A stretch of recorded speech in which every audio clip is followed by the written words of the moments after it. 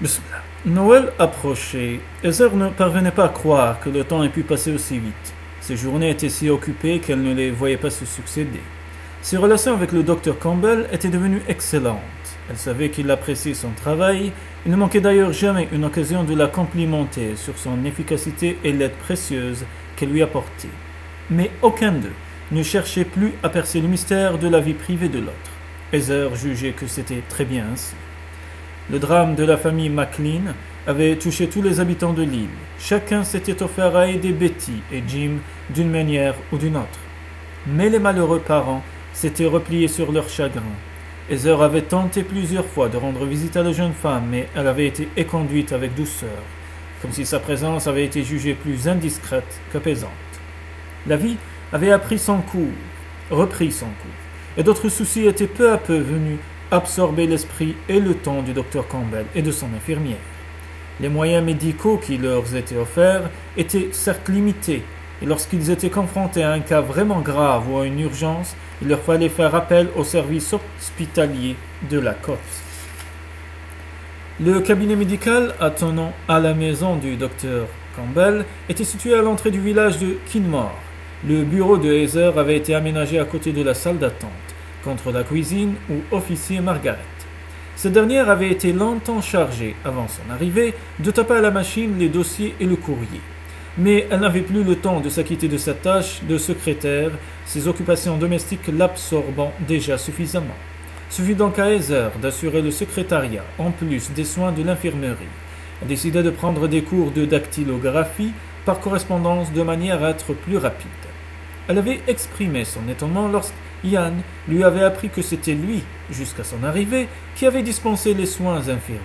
Elle avait vaguement bougonné en guise de réponse, qu'il avait eu une autre infirmière pour l'assister, mais qu'il avait finalement préféré se passer de ses services.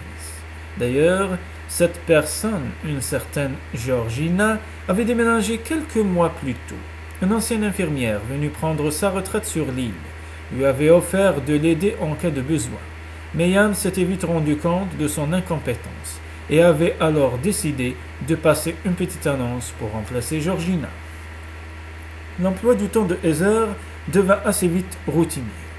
Elle assistait Ian lors des consultations du matin. L'après-midi, elle mettait à jour les dossiers et se chargeait du courrier.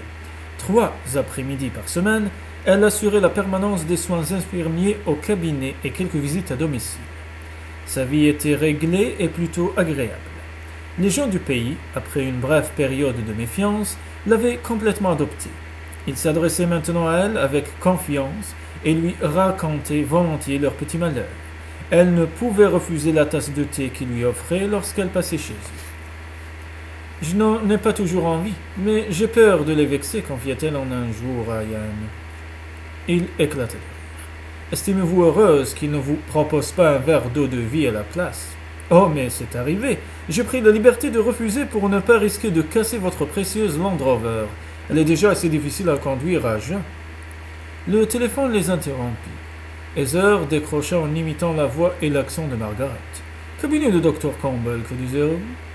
Son visage devint brusquement plus sévère. Oh, pardon, j'arrive tout de suite. Ian fronça les sourcils. Vous partez maintenant? Qui était-ce? Betty McLean, elle veut me voir. Ian se leva avec autorité. Je vous accompagne, c'est plus prudent. Non, elle a insisté pour que je vienne seule. Le regard de Ian s'assombrit. Faites très attention, Heather, et n'hésitez pas à m'appeler si vous avez le moindre problème. Voyons, Dr. Campbell, je ne suis plus une petite fille. Les yeux bleus de Ian s'adoucirent un peu. Mais vous êtes sous ma responsabilité et je suis votre aîné. Pas autant que vous le prétendez, s'écria-t-elle, saisissant l'occasion pour tenter de lui faire dire son âge. Je suis sûr que nous avons très peu de différence. J'ai 29 ans, mais là n'est pas la question. Soyez sur vos gardes, Heather. Cette femme est encore sous le coup d'un grand choc qu'elle n'a pas été capable d'accepter jusqu'ici. Mais Heather voyait les choses autrement. C'est avec un sourire aux lèvres qu'elle prit la Land Rover pour rejoindre la petite route qui menait chez les McLean. Elle était heureuse que Betty fasse appel à elle. La confiance que la jeune femme lui témoignait la touchait au plus haut point.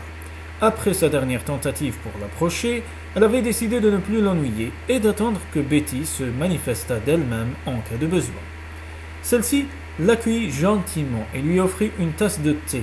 Lorsqu'elles furent assises l'une près de l'autre, au coin de la grande cheminée, elle leva sur Heather des yeux pleins de confiance. « Je suis enceinte. » Heather lui sourit avec enthousiasme. « C'est magnifique. » Mais la jeune femme ne semblait pas partager son opinion. « Je n'en suis pas sûr. »« Pourquoi ? » ?»« Je suis très angoissé. J'ai peur qu'il n'arrive de nouveau quelque chose au bébé. » Heather s'approcha de Betty et la prit par l'épaule.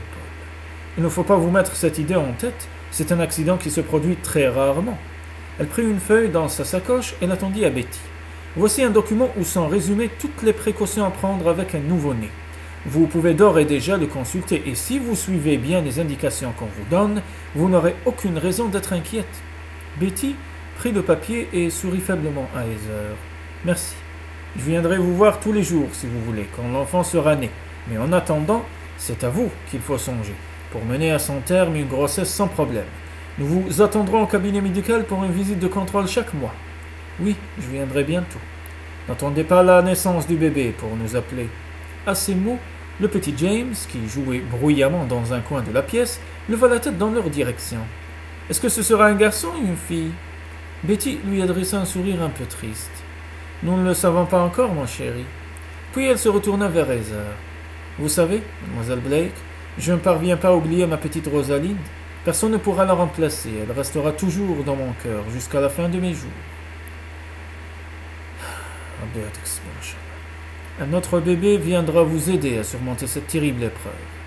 Cela m'obligera à faire face, c'est sûr. Heather prit la main de Betty et la regarda au fond des yeux. « Vous êtes courageuse, Betty. J'en suis heureuse pour vous.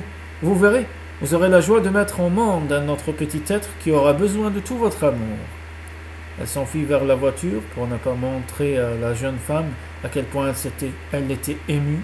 Sur le chemin du retour, elle s'en voulut un peu d'avoir cédé à cette brusque faiblesse. Elle savait bien qu'une infirmière ne devait pas se laisser troubler par la détresse de ses patients. Mais comment aurait-elle pu rester de marbre devant les tourments de Betty, une jeune femme si proche d'elle-même par l'âge et pour laquelle elle ressentait presque de l'amitié? « Comment s'est passée votre visite chez les McLean ?» demanda Ian à son arrivée au cabinet. « Betty est enceinte. C'est une bonne chose. Comment le prend-elle ? Elle semble avoir beaucoup d'appréhension, mais je lui ai promis de m'occuper d'elle avec une attention toute particulière. A-t-elle accepté votre aide ? Oui. Eh bien, vous êtes privilégié. Elle n'a pas accepté l'aide ni le conseil de personne jusqu'ici. Elle n'a jamais eu aucune amie sur l'île. Apparemment, elle ne quitte jamais la ferme. Je lui ai dit de venir au cabinet en consultation, mais je ne sais pas si elle osera.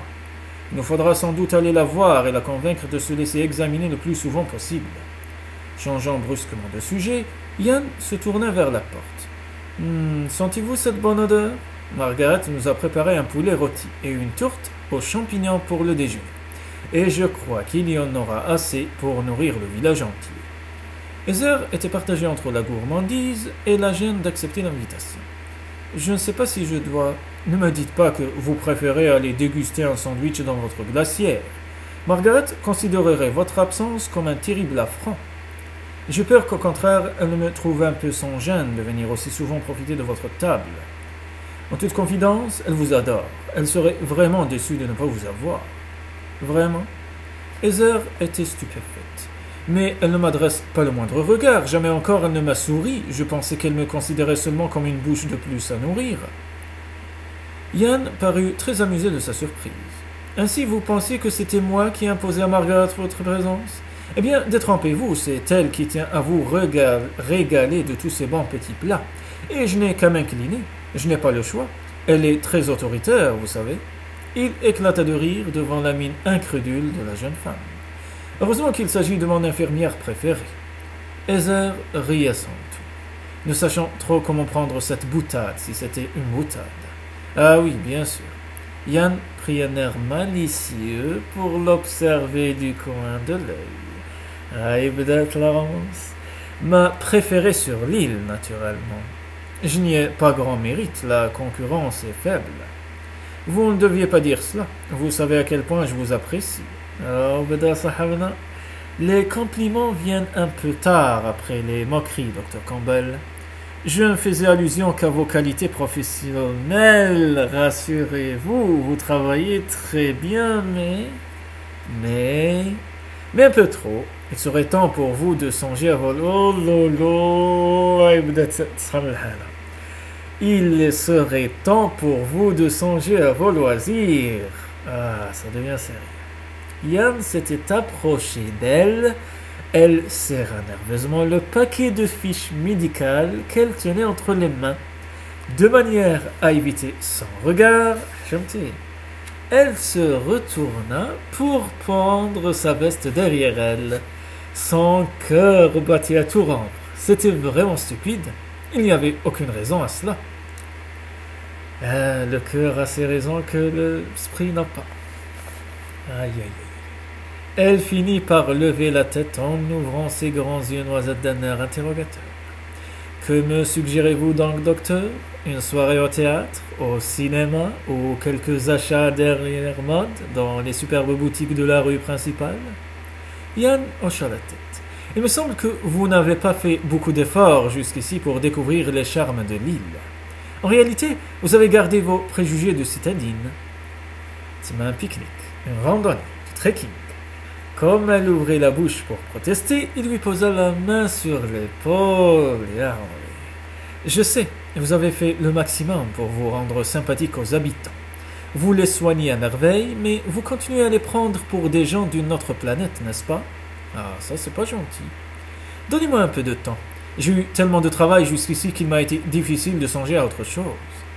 Yann s'approcha encore et lui prit le menton. Il lui prit le menton. C'est vrai, une lueur de tendresse éclaira soudain son regard. C'est ma faute, poursuivit-il avec douceur. Je crois qu'il me faut m'occuper un peu plus de vous, ya Rabbi, ya Rabbi. Si je ne veux pas vous voir prendre la fuite. Heather fit un pas en arrière, mais elle se retrouva adossée à l'armoire de classement. Vous tenez donc tant à me voir rester, murmura-t-elle bravement. L'éternité, le mois d'essai était écoulé depuis longtemps, et jamais Yann n'avait fait allusion à son éventuel départ. Il la regarda au fond des yeux. Vous le savez bien. Et comment? Et soudain, avant qu'elle eût... Non, ما تقوليش راح تبوسها يرحم والديك ما تقوليش. Et soudain, avant qu'elle eût eu le temps de faire le moindre geste, elle fut dans les bras. Oh lolo, elle fut dans les bras de Yann, si près de son cœur qu'elle pouvait l'entendre battre à travers le fin coton de sa chemise. Ah là là. Elle chancela d'émotion et le repoussa d'un geste instinctif. Aussitôt, il desserra son étreinte et recula. Pardonnez-moi, Heather, je n'aurais pas dû. Il fit demi-tour et mit la main sur la poignée de la porte. Cela ne se reproduira pas, dommage. Cela ne se reproduira pas. Je vous le promets. Heather était sans voix et tremblait comme une feuille. Elle reprit sa respiration et lui sourit avec gentillesse. Ne vous inquiétez pas, je ne suis pas froissé. Je pense qu'il s'agissait d'un geste affectueux. Elle parut soulagée de la manière dont elle prenait les choses. Exactement, je suis heureux que vous ne vous soyez pas mépris sur mon comportement. Je suis si impulsif, mais vous commencez à bien me connaître, je crois. Un instant de silence succéda à ces paroles, mais il retrouva aussitôt un ton cordial, comme si rien ne s'était passé. Pourtant, je me permets d'insister pour que vous songiez à vous divertir un peu. Que diriez-vous d'aller visiter la distillerie de whisky? Avec plaisir, mais quand? Cet après-midi, par exemple. Je n'ai aucun rendez-vous, Margaret me téléphone dans la voiture en cas d'urgence. En effet. Mais nous allons tout d'abord goûter sa tourte et son poulet. Sinon, elle ne nous le pardonnera jamais. Heather suivit Yann dans l'étroit couloir qui reliait le cabinet médical à la maison. À chaque pas, leurs doigts se frôlaient, et le cœur de Heather recommençait à battre à coups violents. Le bref instant passé dans les bras de Yann avait embrasé tous ses sens. Elle ne pouvait plus nier maintenant à quel point il l'attirait. Pourtant, sa sœur l'avait bien averti du danger, mais il était déjà trop tard. Ils entrèrent dans la salle à manger et Yann s'empressa de lui avancer une chaise. En le sentant une fois encore aussi près d'elle, Heather retint son souffle tout en se maudissant d'être aussi vulnérable. Yann possédait ce genre de virilité faite à la fois de sensualité et de classe, dont elle avait toujours rêvé. Il était bien différent de Michael, sa force de caractère peu commune n'excluait pas une grande douceur, et son humeur rendait toute relation avec lui simple et agréable. « Vous n'aimez pas mon poulet, mademoiselle Blake ?» La voix de la vieille dame rappela brusquement Heather à la réalité. « Oh, si, il est délicieux, Margaret. » Son regard croisa celui de Yann, qui lui adressa un sourire espiègle. Avait-il deviné ses pensées? Elle espérait que non. Il faudrait désormais qu'elle veille à ne plus rêver ainsi devant lui comme une collégienne.